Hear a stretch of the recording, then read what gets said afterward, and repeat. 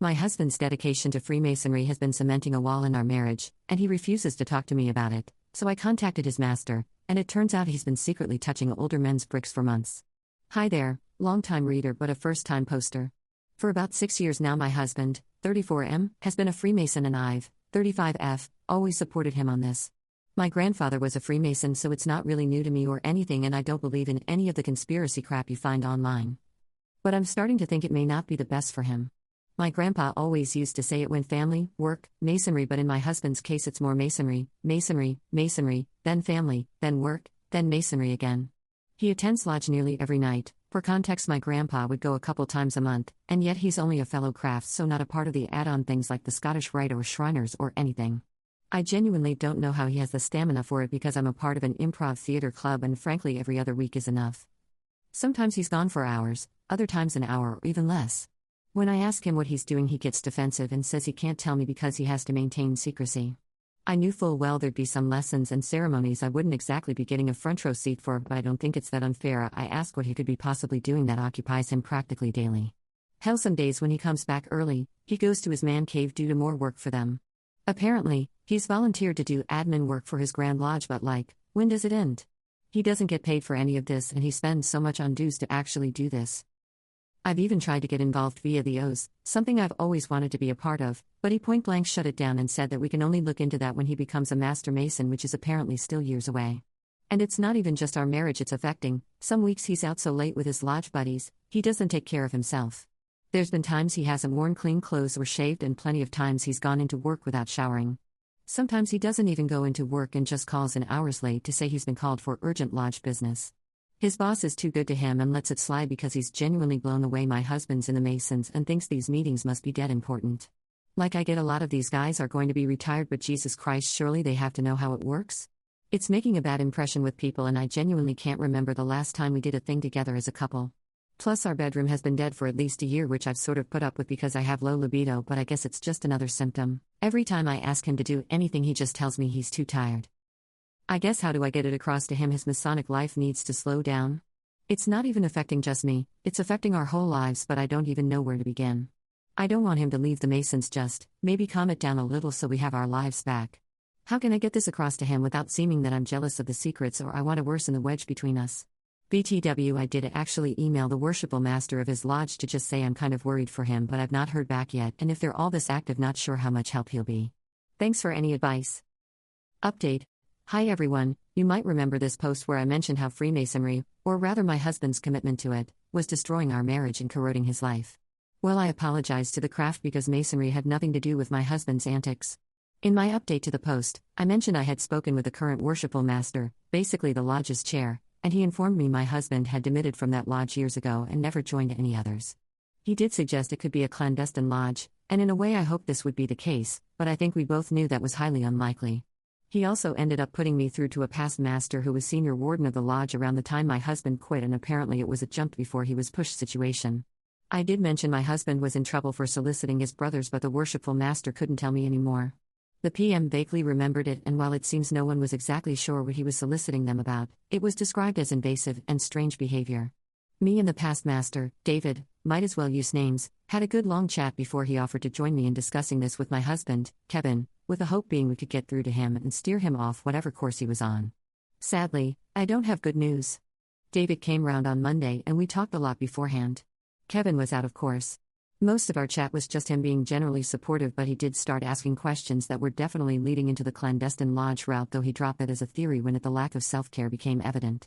Midway through our conversation, Kevin comes home, and when he comes in I say there's somebody I'd like him to meet, and he just deflects by saying he's tired from lodge and will have to do it tomorrow. David introduces himself anyway, explicitly as a PM.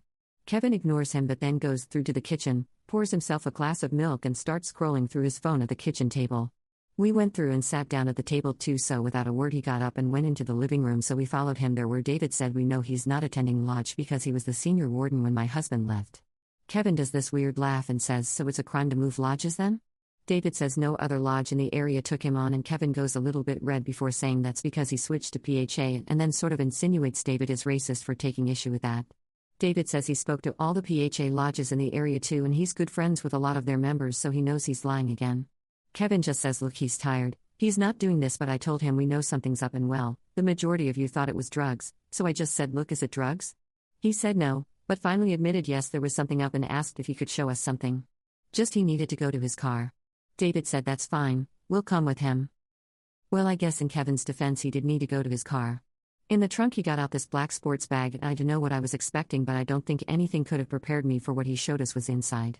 When we got back into the house, he got out this near lifelike, latex horse mask and other leather and latex fetish gear, full suit with harnesses and everything. If you were expecting anything to happen, there wasn't anything, we kind of just stared in total silence. Eventually Kevin restarted the conversation by explaining he was into a fetish called pony play and that he went down the rabbit hole a long time ago. I won't really go into the full details, but long and short is he's clearly been dealing with homosexual feelings and submissive desires for a long time, though he's still in denial about both of them and is adamant he's not bi or gay, 100% straight, etc. Obviously he's at least, and most probably, bi, but he wouldn't hear it. Anyway, he explained when he was really struggling with these feelings, the urge as he calls it, that's when he joined Freemasonry because he hoped it would prove a distraction, help improve, etc., and then sort of implied being around old men would put him off guys.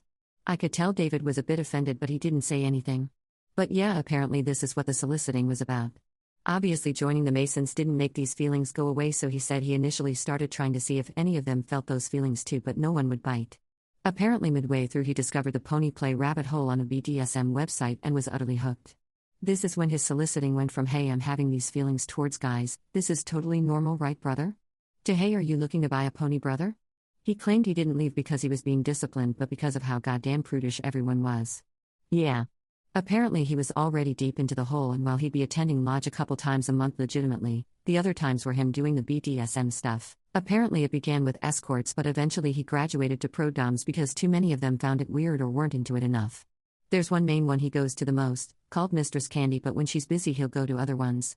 And if that's not an option, he'll go find a cheap hotel to self-care or do it with an online mistress. Oh, there's a lot of them apparently, and that was how he got into findoms, where the whole thing is he gives them money for nothing in return. I don't really know how to describe how I felt as this all came out. The shock, the betrayal, the rage, the upset, the hurt. I suppose I feel quite numb now, but none of it could have prepared me for what he did next. David said, so you've been having an affair then and using the craft as cover? Kevin got very angry and said he's not been having an affair. This sparked an argument, again won't go into the details, where Kevin's excuse was that at no point was he in control during this, because Mistress Candy made use of hypnosis to control him, and sometimes the urge was so powerful it would shift him into Sparkles, his pony persona, involuntarily. He didn't use this as an example, but I guess it's kind of like a Dr. Jekyll and Mr. Hyde situation.